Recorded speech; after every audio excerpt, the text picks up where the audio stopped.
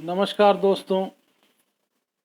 GMDA यानी गुरुग्राम महानगर विकास प्राधिकरण, याद कीजिए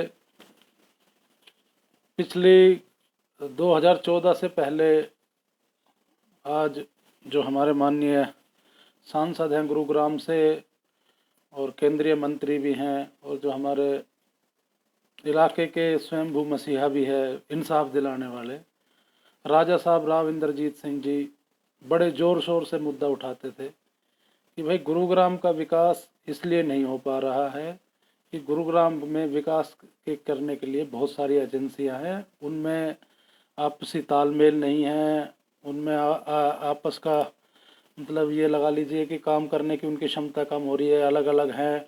तो इसीलिए एक एकीकृत एजेंसी की आवश्यकता है गुरुग्राम को, जिसको वो कहते थे गुरुग्राम विकास प्राधिकरण का गठन होना चाहिए, GDA का गठन होना चाहिए। सरकार बदल गई दोस्तों। 2014 में राजा साहब भाजपा की टिकट पे सांसद बन गए, तो GMDA जो GDA जिसको वो कहते थे, वो उनके जो चुनाव का घोषणा पत्र था उसमें भी और उनके चुनावी रैलियों में, भाषणों में, पत्रकार वार्ताओं में, हर जगह वो ये कहते थे कि गुरुग्राम के पिछड़ेपन का जो कारण है वो GDA का ना होना है, और GDA जैसे ही आ गया तो गुरुग्राम के विकास की चाबी यहाँ पे आ जाएगी और गुरुग्राम का विकास बहुत तेजी से होने लगेगा। 2016 में माननीय मुख्यमंत्री मनोहर लाल खट्टर जी GDA, जिसको उन्होंने नाम दिया बाद में GMDA, गुरुग्राम महानगर विकास प्राधिकरण, उसकी घोषणा करते हैं 10 अप्रैल की 2016 के दिन में। 2017 में GMDA का गठन कर दिया जाता है। अब GMDA का बिल्कुल सही बात है, इस बात में कोई दो राय नहीं है दोस्तों कि गुरुग्राम में जो विकास कार्यों में बाधा आती है, क्योंकि गुरुग्राम में अलग अलग एजेंसियां हैं जो काम कर रही हैं, तो उनका एकीकृत होना बहुत ज़रूरी था और GMDA का गठन होना भी कोई मतलब गुरुग्राम के हित के लिए अच्छा ही था। अब क्या है देखिए, गुरुग्राम में हरियाणा शहरी विकास प्राधिकरण वो हुड्डा सेक्टरों को देखता है, हुड्डा के जो सेक्टर हैं। टाउन एंड कंट्री प्लानिंग विभाग वो जो लाइसेंस्ड कॉलोनियाँ प्राइवेट बिल्डरों की उनको देखता है। HSIIDC वो जो गुरुग्राम में औद्योगिक विकास है, उद्योग विहार फेज 1, 2, 3, 4, 5, 6 और जो IMT मानेसर है वो HSIIDC के अंदर है। और गुरुग्राम नगर निगम जो गुरुग्राम शहर के अंदर का एरिया है, जो इसके अंदर जो गांव आ गए हैं शहरीकृत क्षेत्र के अंदर, वो सारा नगर निगम के अधीन है।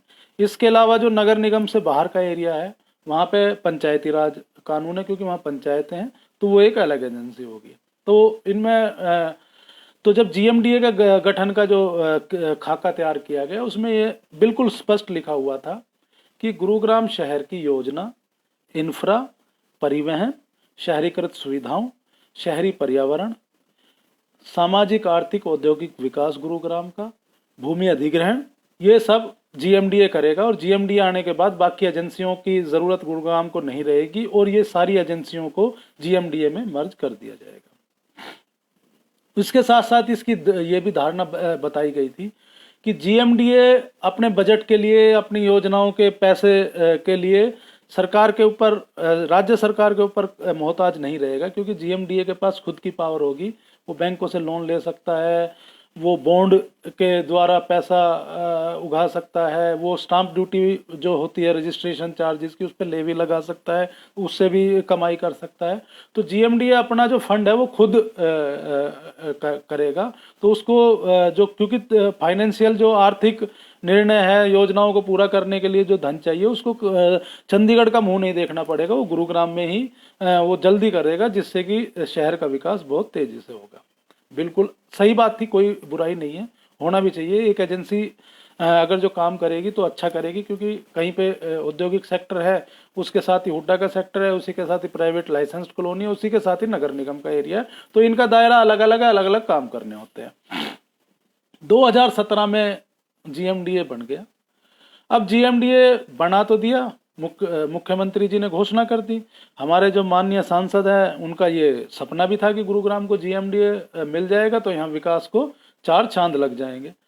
आज दोस्तों इसलिए इस विषय पे मैं बात कर रहा हूँ कि आज 9 अप्रैल के दिन जीएमडीए की 8वीं बैठक हुई है, यानी कि लगभग 5 साल के कार्यकाल में 8वीं बैठक। जो एजेंसी, जो गुरुग्राम जैसा विश्व स्तरीय शहर है जिसका फैलाव इतनी तेजी से हो रहा है, जो अनपेक्षित है कि किसी ने नहीं सोचा था कि गुरुग्राम इतनी तेजी से बदल जाएगा, आज पूरे भारतवर्ष में, क्या कह लीजिए दुनिया में, गुरुग्राम की एक अलग पहचान है। हर आदमी गुरुग्राम से अपना नाता रखना चाहता है, चाहे वो रिहायश के तौर पे, चाहे व्यवसाय के तौर पे। तो गुरुग्राम का बहुत तेजी से फैलाव हो रहा है, तो उसी तेजी से ही, उसी तत्परता से ही यहाँ पे विकास कार्य करने की जरूरत है। अब ये देख लीजिए विकास कार्य के प्रति ये सरकार कितनी गंभीर है।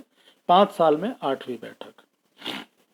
अब बात आ जाती है कि पिछले 5 साल में जीएमडीए का अपना कोई स्टाफ नहीं है दोस्तों आज तक। जीएमडीए में क्या है कि दूसरे विभागों से जो प्रतिनियुक्ति पर कर्मचारी आए वो हरियाणा शहरी विकास प्राधिकरण के, HSIIDC के और विभागों से, और वहाँ पे एक उनमें ये लगा लीजिए कि विरोध हो गया कि दूसरे विभागों के कर्मचारी जीएमडीए में आना नहीं चाहते, जबरदस्ती उनको भेजा जा रहा है, उनका मन नहीं है आने का, वो कह रहे हैं कि हमें रिलीव कर दिया जाए। आज जीएमडीए के पास ना तो काम करने के लिए पूरा स्टाफ है, ना जीएमडीए के पास बजट है अपना। अब पिछले साल के हम बजट की बात करें तो जीएमडीए ने बताया था कि भाई हम 1600 करोड़ रुपया खर्च करना की जरूरत है गुरुग्राम के विकास के लिए, और 1100 करोड़ रुपए हमारी आय होगी, जीएमडीए ने ऐसा कहा। अब 500 करोड़ रुपए का घाटा पड़ गया पिछले साल, 500 करोड़ रुपए की अतिरिक्त जरूरत है। इस प्रकार कर करके आज जीएमडीए को अपनी जरूरतें पूरी करने के लिए 2700 करोड़ रुपए सरकार से चाहिए, जो उसकी रेगुलर इनकम है उसके अलावा। अब 2700 करोड़ रुपया हरियाणा सरकार अगर जो सही मायने में चाहते हैं कि गुरुग्राम का विकास जीएमडीए करे, तो 2700 करोड़ रुपए का इंतजाम कैसे करेंगे, कब करेंगे, और दिया या नहीं दिया, या दे पाएंगे या नहीं दे पाएंगे, ये सांसद जी को बताना चाहिए, मुख्यमंत्री जी को बताना चाहिए। अब आ जाती है, देखिए पिछले 5 साल में दोस्तों ये कहा गया था कि धीरे धीरे सभी जो एजेंसियां हैं गुरुग्राम के विकास वाली वो जीएमडीए में मर्ज हो जाएगी। आज शहरी विकास प्राधिकरण अपना अलग काम कर रहा है, जो टाउन एंड कंट्री प्लानिंग है वो अपना अलग काम कर रहा है, नगर निगम अपना अलग काम कर रहा है, HSIDC अपना अलग काम कर रहा है।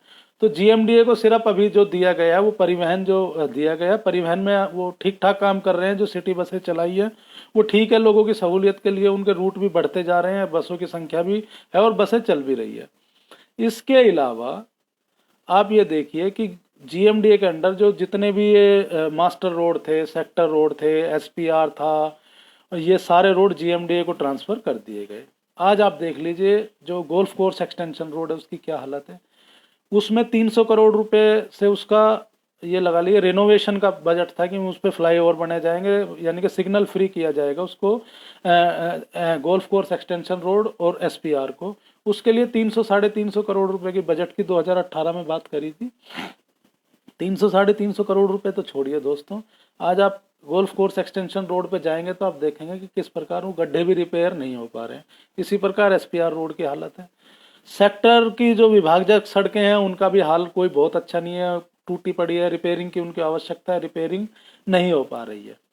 जो नया सेक्टर रोड जो बनना है, जिसके ऊपर तारकोल डलना है, रोडियां डलनी है, वो जीएमडीए तुरंत में टेक ओवर कर रहा है और वो उसको करा भी रहा है। उससे हो सकता है कि जीएमडीए को कुछ मुनाफा मिल रहा हो, लेकिन जो उसकी लाइबिलिटी है जीएमडीए की, जैसे गोल्फ कोर्स एक्सटेंशन रोड है, जैसे SPR रोड है, जैसे अन्य सेक्टर विभाजक सड़कें हैं जहां गड्ढे हुए पड़े हैं, या समझ कह लीजिए कि सड़कों में गड्ढे नहीं, गड्ढों में सड़कें हैं, उसके लिए जीएमडीए के पास शायद थोड़ा भी बजट नहीं है।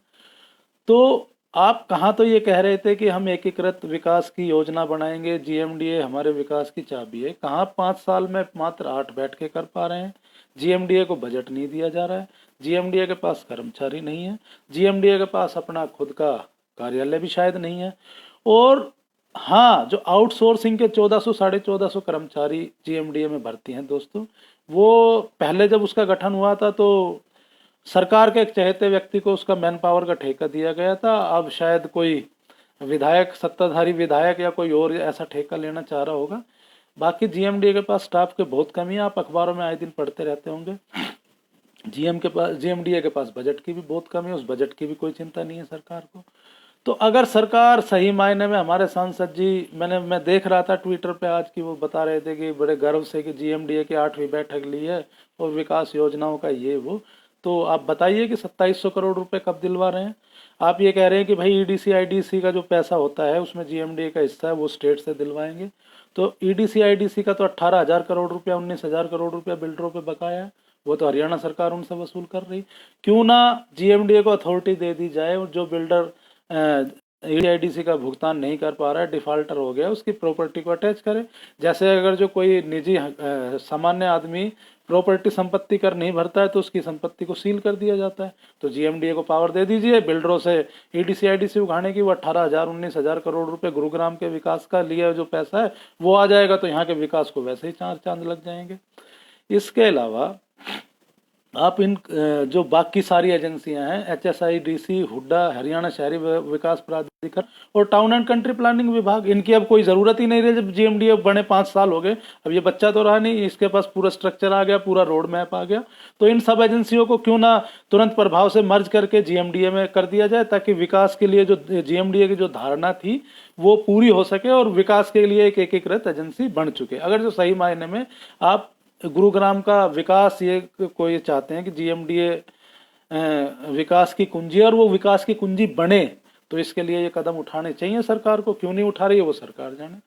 तो जो आपका सपना था, चुनावी फसल आपने उसके ऊपर जीएमडीए के नाम पे काटी, तो अब उस जीएमडीए को मजबूत करने का काम भी सांसद जी का और सरकार का है, और उसके लिए बजट एलोकेट करना भी काम सरकार का और सांसद जी का है। तो वो तुरंत प्रभाव से कराइए, ताकि लोगों को पता चले जो जीएमडीए जो गुरुग्राम के विकास की चाबी है, वो विकास गुरुग्राम का जिस तेजी से फैलाव हो रहा है उसी तेजी से हो सके। अच्छा दोस्तों, आज के लिए इतना ही। राम राम, जय हिंद।